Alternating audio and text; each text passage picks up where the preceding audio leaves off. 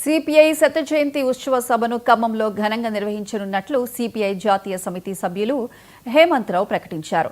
చండీగఢ్లో CPI మహాసభలు విజయవంతంగా జరిగాయని చెప్పారు. కేంద్రం లౌకికత్వం, ప్రజాస్వామ్యానికి వ్యతిరేకంగా వ్యవహరిస్తోందని విమర్శించారు.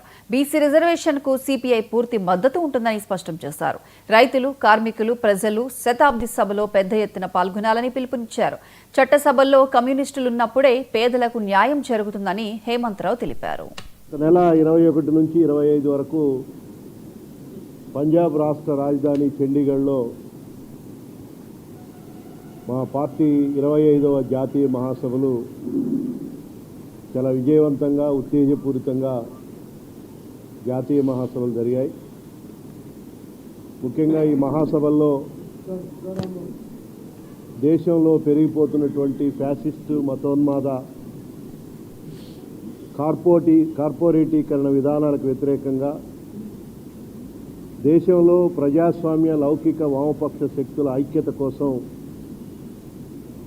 పెద్ద ఎత్తున కృషి కొనసాగించాలని చెప్పేసి ఈ మహాసభలో ప్రధానంగా తీర్మానం చేయడం జరిగింది.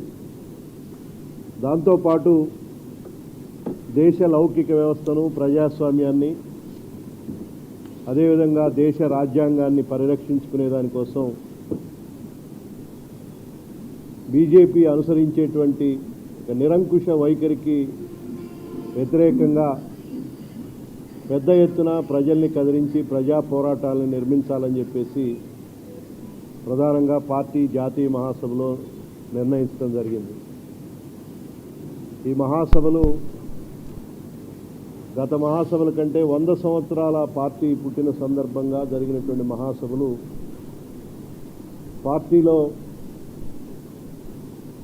ఒక నూతన ఉత్సాహాన్ని, ముఖ్యంగా యువతని పార్టీలోకి ఆకర్షించేదానికోసం